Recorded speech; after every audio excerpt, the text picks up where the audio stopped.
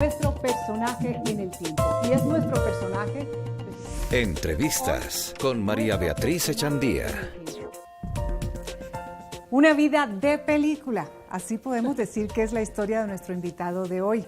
Un hombre que tiene un inmenso talento para la música, pero los acontecimientos históricos que le tocaron vivir, los personajes a los que sobrevivió, podemos decir que lo han llevado a una carrera loca, tan increíble, tan intensa, que podemos decir que murió y renació muchas veces y todavía sigue reinventándose. Es nada más y nada menos que el gran músico Alfredo de la Fe. Alfredo, hola, María, bienvenido. ¿Cómo estás? Muy contento de estar aquí contigo. Muchas gracias por aceptar esta invitación, Alfredo. Pues lo menos que podemos decir es que es una vida realmente de película.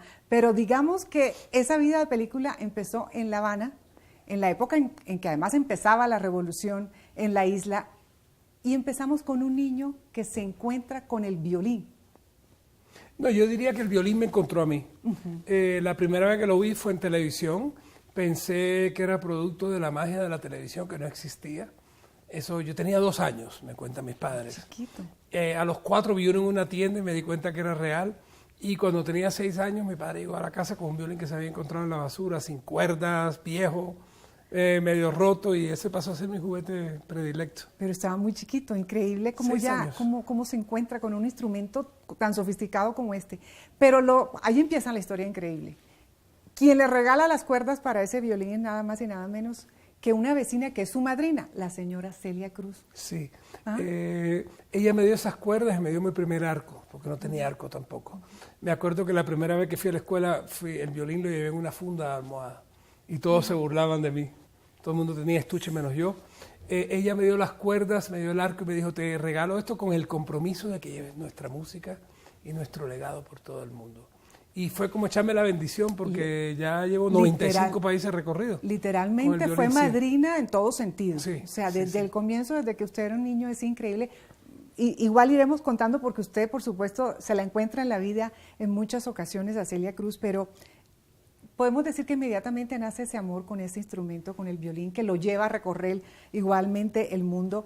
Pero la primera parada es siendo todavía un niño en Varsovia, de Cuba a Polonia. Sí, empecé a estudiar en el Conservatorio de La Habana, en el Amadeo Roldán.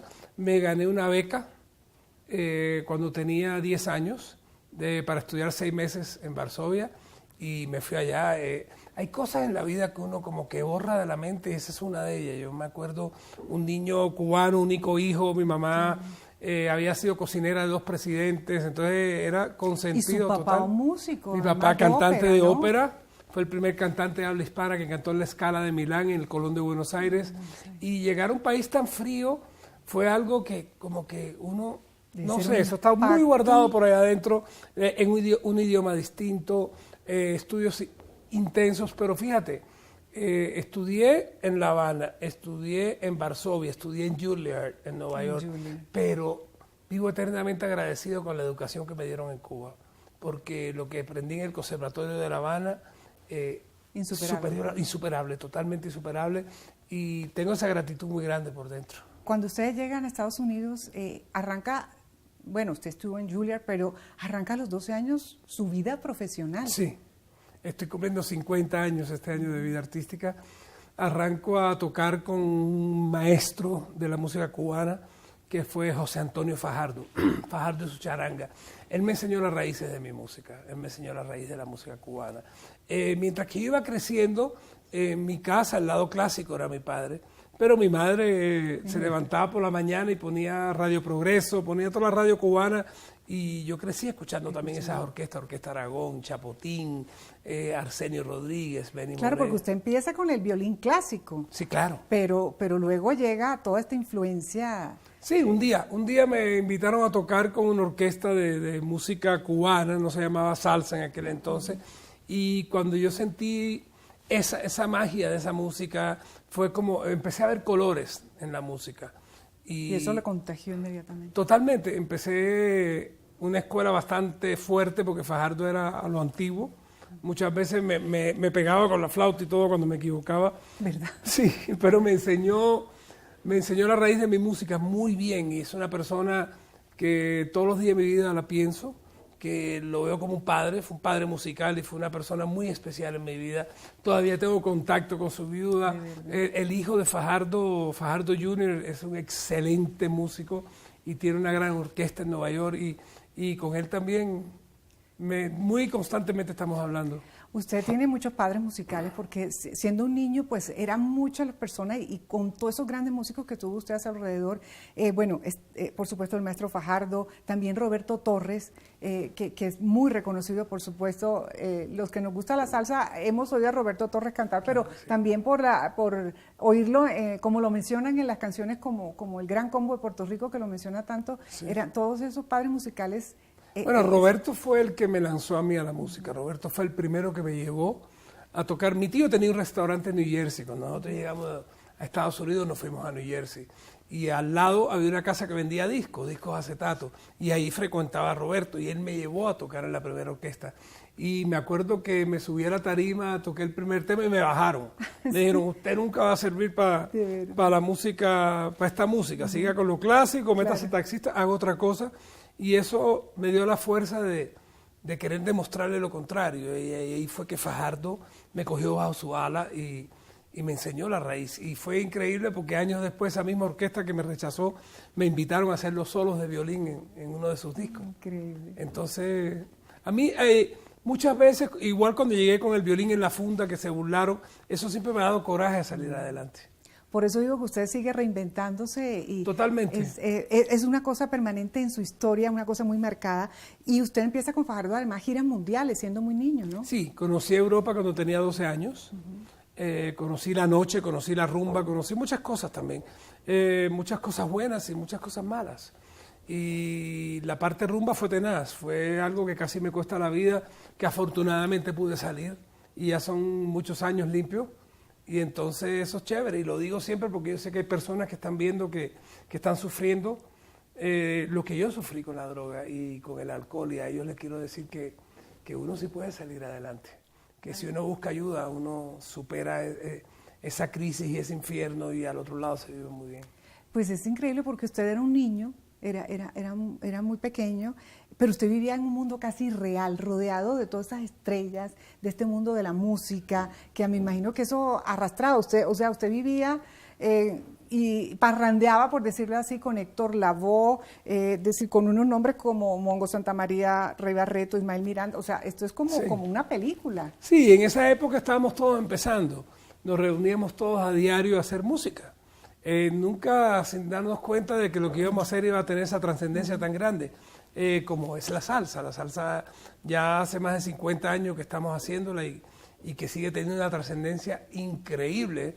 Pienso que se ha ido alejando un poquito de la juventud y de pronto es por la forma que se viste la salsa de cuello y corbata, porque le falta ese toque urbano que la gente joven quiere. Le falta la parte visual también que hoy en día es tan importante para un artista en los espectáculos. Entonces, pero la salsa sigue siendo algo que llena el mundo de una forma increíble. Que llena de sabrosura, por supuesto. Pero también usted habla de una experiencia muy importante en su vida, que usted dice que es una de las más dulces y de las más importantes musicalmente, y es cuando usted empieza a trabajar con Eddie Palmieri. Sí, varias cosas marcaron mi vida. Fajardo me enseñó la raíz de mi música.